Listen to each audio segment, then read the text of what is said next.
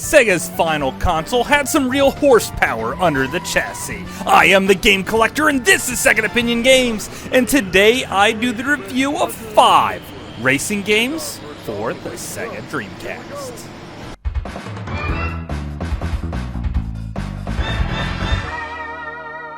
Second Opinion Games. Test Drive is a long-running series that dates all the way back to the Apple II era. And Test Drive 6 came out for the Dreamcast, and no one really cared all that much. Which is a shame, because this is one of the best driving games on the entire console. There's plenty of unique style tracks, where some are just racing around a race car track, and others are racing on the open roads. And you have to be careful of this one, because cops will come after you hard and fast. Also, traffic. Just weaving in and out of the other cars and crossing busy intersections can be the difference between first and last place. And the AI here gets really stupid as well. You'll find that they get taken out by the cops more often than anything. However, occasionally you do get busted and then you get your points reduced. And points are really important because it unlocks more cars and more tracks throughout the game. However, you can save after each single mission, so as long as you save and replay, whether or not you do good or bad, determines how well you're going to do at this game. Also, it has a licensed soundtrack, which is great for the 3 songs you might hear on repeat over and over again. One song in particular stands out, and that is Cars. It's really good at first, but after you heard it like 500 freaking times, well, it starts to get on your nerves, and then you start to like it again, and then all of a sudden you want to just die. Yeah, this game is a lot of fun, but the soundtrack does get really repetitive. I kind of wish it didn't go for the licensed soundtrack after all. However, this is a great arcade racing experience, and it's one you should definitely pick up. Definitely one of the hidden gems of the Dreamcast.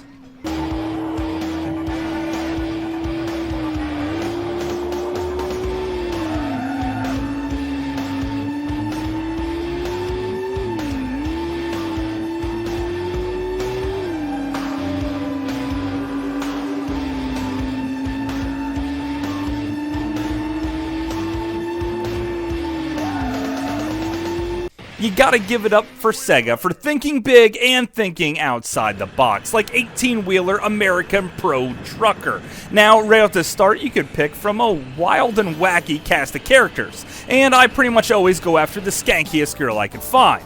I mean, when choosing my characters in video games.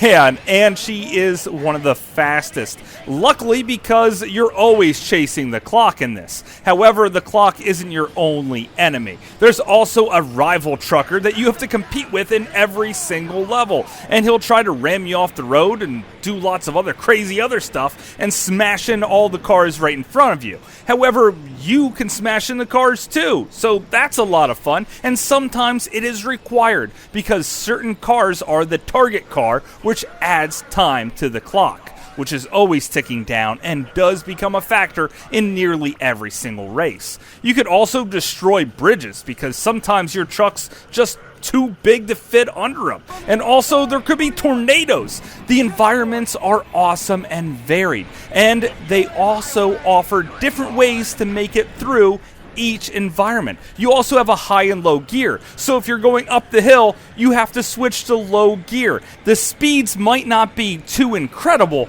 but this is a terrific racing game, and it's simply one of the best and a must-have for your Sega Dreamcast. Oh, you forget it!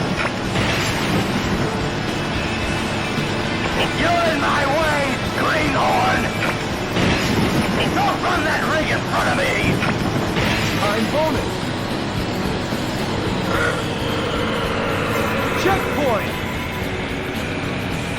You're making good time! Keep it up! Switching over to the more cutesy side of things, we have Pen Pen Tri-Isocillin. Now, this is a rhythm-based racing game, which is certainly a weird category. And you have 3 different methods of racing through this game. On foot, where it's just running and occasionally jumping. and this is really slow and somewhat annoying. And then you have the much faster belly flopping. This is where the rhythm really takes its stride, as you have to meticulously hit the button and then let go of it and hit the button again until you get into the groove. Also, there's a swimming aspect. Now you can move up and down as well as hit the button with the same groove, swimming fast and hitting power-ups to move even faster. The graphics here are beautiful and colorful, and the environments are truly a sight to be seen. It's also 1 to 4 player split screen, so this is an excellent party game with friends. And it seems kind of weird that you would play this game with friends, because I'm pretty sure that they would make fun of you until they jumped into it themselves and realized that this is an excellent time. Again, this is a hidden gem amongst the Dreamcast, and it might not be one of the best racing games ever made, but it certainly is a good time.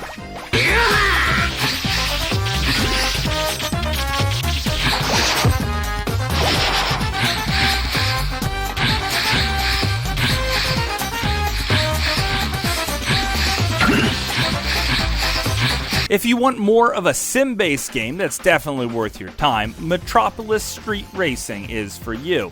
Music here is pretty good. It has one of those radio station styles, and earning cars comes easy at first. And then you have to earn points to unlock tons more and tons more tracks. There's like 200 different routes. Basically, you're driving around the same 3 cities with slight alterations to the path. Also, there's a day and night cycle, and night driving can be really frustrating. Now, there is a kudos system here.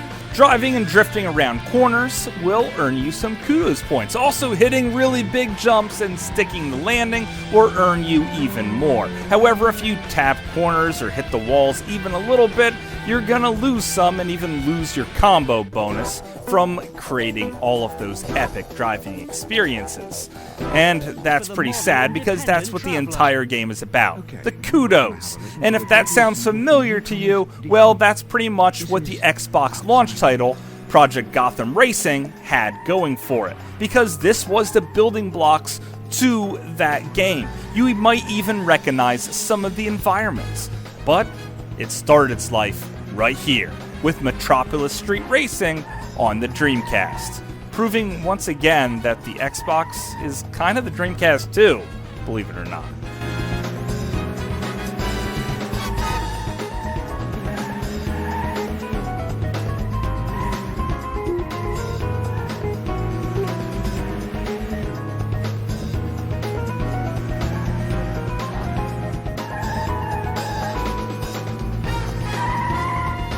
But probably the most must-have racing game for the Dreamcast is Daytona USA. Now, other than the 777 Speedway, I really suck at this game.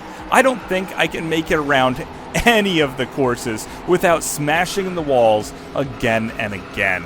This is a great driving and racing experience that I always turn to at least, 20 to 30 times a year, but I still suck at it. And I'm not sure if it's the Dreamcast control pad, or if it's my steering wheel peripheral that makes me this bad, or just the fact that I can't drive in this game whatsoever. I know there's a bit of a dead zone on the Dreamcast controller, and that sticks out like a sore thumb.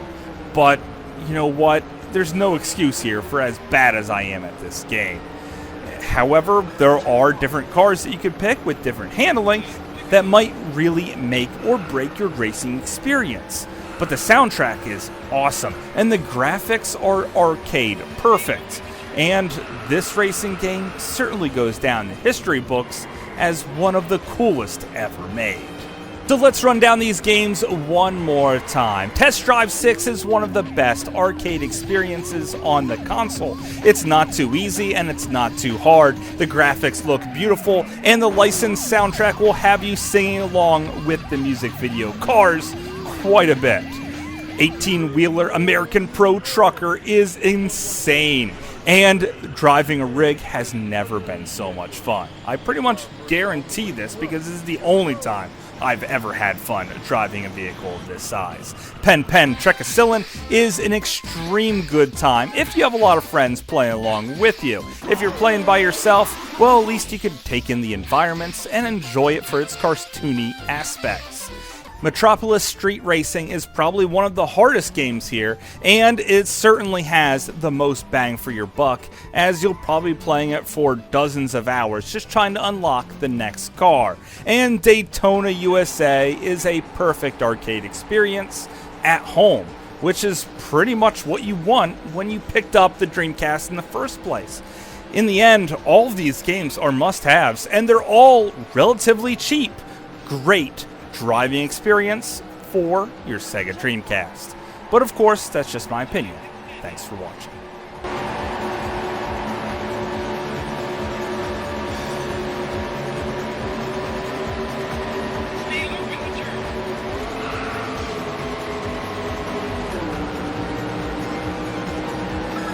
Hopefully you guys enjoyed this video. I had a great time making it, and this isn't intended to be every single racing game for the Dreamcast, and it's not even a best of. Heck, it's not even all the racing games I have for this console, and games like Crazy Taxi are a terrific time in their own. But you know what? I'm going to save that one for another time. So let me know, what is your favorite racing game on the Dreamcast, and maybe I'll cover it in the future, or maybe I just covered it right now. So until later, I will see you again, guys.